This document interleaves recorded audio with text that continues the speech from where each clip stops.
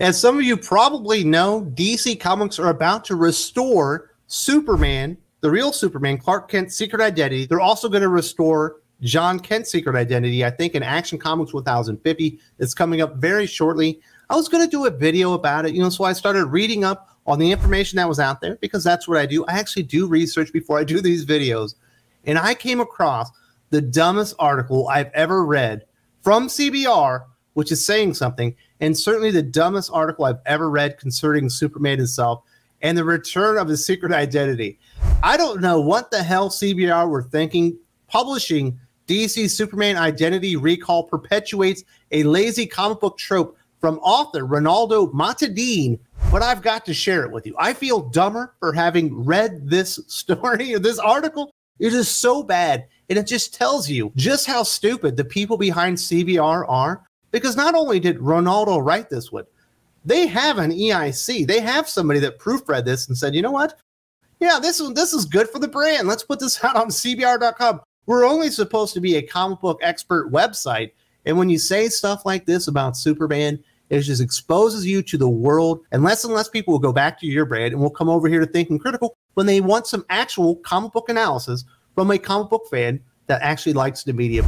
He opens it up saying, when Superman announced his identity to the world, it's safe to say the decision divided DC fans. Many felt he should have kept his secret as Clark Kent safe, while others thought it was a proactive, honest move to shake up the status quo. Not exactly a status quo shake-up, because they've revealed Superman's secret identity in the past. They've actually done this with a lot of superheroes, and it basically never, ever works. And there was no division within DC fans. Pretty much every Superman fan was like, why are you doing this? You're just going to have to undo it within the next few years. Stop letting Brian Michael Bendis do anything with Superman. He breaks everything he touches. There was no divide. Yes, a couple of people out there, like Ronaldo, thought this was just a game changer, because they've never actually read Superman and don't know anything about his history. But the actual Superman fans out there were like, again, why are you trying this again? It doesn't make sense for the character. He continues, the publisher has decided to reverse the decision, making the truth hidden again, not just for Kal-El, but for his son John too. It's still obscure as to what's the long-term plan, but as usual, DC's touting something big and connected to a larger tapestry. However, recalling the identity perpetuates a lazy and cliche comic book trope that lacks creativity. Superhero secret identities is not uncreative whatsoever. It actually makes more sense than anything. So imagine this, you're Superman. You're invulnerable. If someone shoots you with a bazooka, it might tickle a little bit. Maybe you get a little rash or something, but for the most part, it doesn't actually hurt you. It doesn't do anything. But you have a wife named Lois Lane. Guess what? She is mortal, and the entire world knows who she is and that she's married to Clark Kent.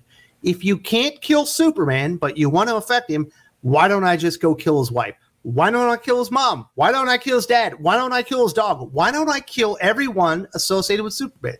Why don't I go out there and just kidnap people so Superman would go out there and have to do my bidding? You have to have a superhero secret identity unless you're Tony Stark, and then it kind of works. And even then, I still think it's kind of stupid. Nobody in their right mind that was a hero, that was rational, would ever give up their real identity if they were a superhero going out there and fighting the worst criminals, not just in the world, not just in the city, but in the entire galaxy. It's absolutely not cliche. It's the most sane thing in the world, and there's a reason it's been a staple of comic books for 100 years now.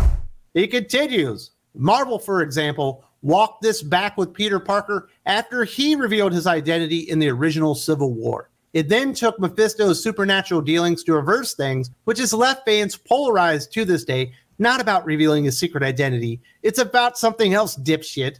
Some thought Pete being an adult and responsible would have benefited him, raising the stakes for MJ and Aunt May, which eventually happened when May got shot. You're not exactly backing up your genius idea here, Ronaldo. Yes, she got shot because everyone knows who Peter Parker is. They know his aunt is May, and then they went out there and tried to murder her, just like they're going to do to MJ and everyone else associated with Peter Parker. It is the most irresponsible thing in the world for Peter Parker to reveal his secret identity. It didn't make sense, and I like Civil War, and I do like Mark Millar. I still think it never made sense for Peter Parker to reveal his identity, and him having to go through Mephisto and do a Faustian deal to get it reversed never felt in character either. So we end up making a series of blunders because of one stupid mistake that never felt right for the character, and it certainly proved out, because once you do that, if you don't visit the big elephant in the room, i.e., why don't I just go kidnap Aunt May or murder her to get at Peter Parker, you look like a stupid writer. And you really just open up all these avenues to where you have to kill off everyone associated with the character because you know his secret identity. They're all going to get kidnapped and stuff. Yes, Aunt May got shot, and she should have got shot because Peter was irresponsible, giving away his secret identity. Thankfully, it's back in the box where it should be. He continued, Clark was doing the right thing based on the rationale he gave about truth, justice, and honor. This wasn't just the American way. It was for the better tomorrow, proving he had journalistic integrity, morals, and ethics. In the process, having heroes in public like this makes stories feel fresh and human.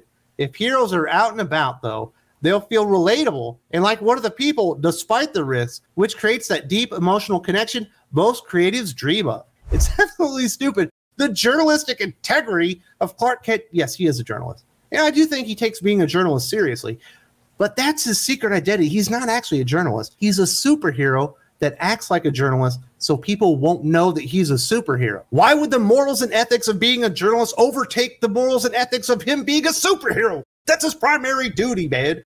How fucking dense is this Ronaldo guy? But he's more stupid than you could possibly imagine because he keeps going. That was not the end. Once the identity goes back, no one will ever take the publisher seriously regarding masks coming off.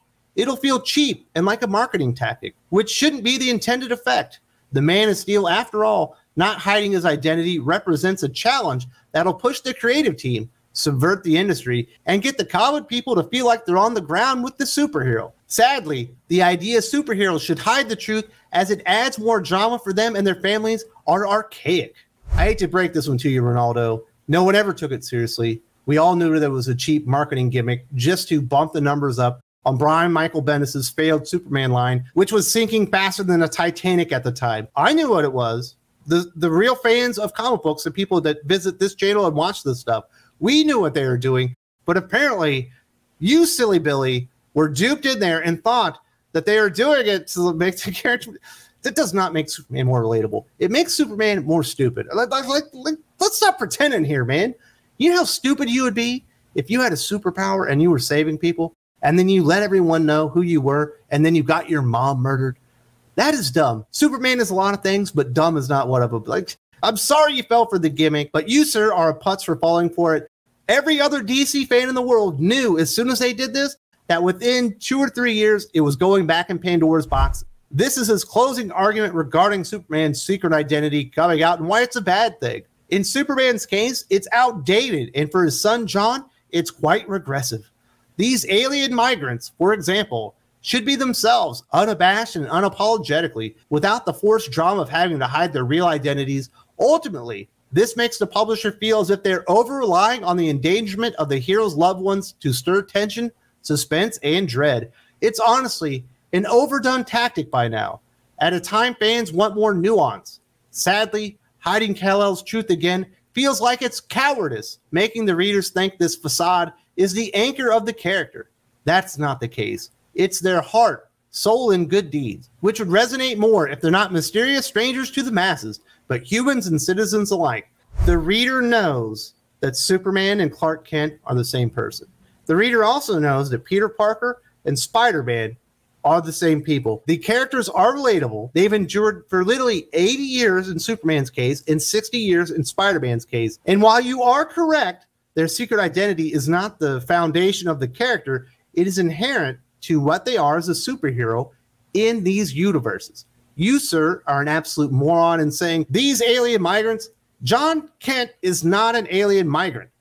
He's a U.S. citizen, sir. He was born to U.S. citizens. As far as I know, Clark Kent, although he did give it up during that one stupid story, he's a U.S. citizen. He was raised in the U.S. Understand that you're probably going for some type of stupid immigration thing there. No one in the world believes that Superman is like analogous because he's having to hide his secret identity to like somebody that snuck into the country illegally. Like, no one puts those two together except for stupid ass writers and dipshits like you. That is not what the character's about.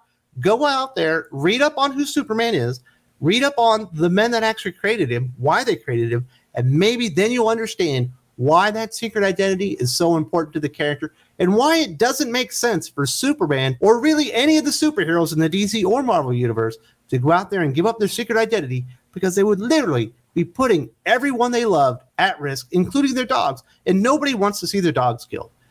Now, this all happened under Brian Michael Bendis, and Brian Michael Bendis' Superman run is absolutely infamous. Is it the worst Superman run of all time? I think that's up for debate, and I think he's certainly in the running for that. Not too long ago, I actually talked to my good friend, Dylan, the Real Comic Book Gamer, and we talked about Bendis' legacy of destruction with the character of Superman. He broke so much stuff, we probably don't even mention his secret identity being revealed because he just destroyed everything. If you don't see it here, there's also a link in the video description.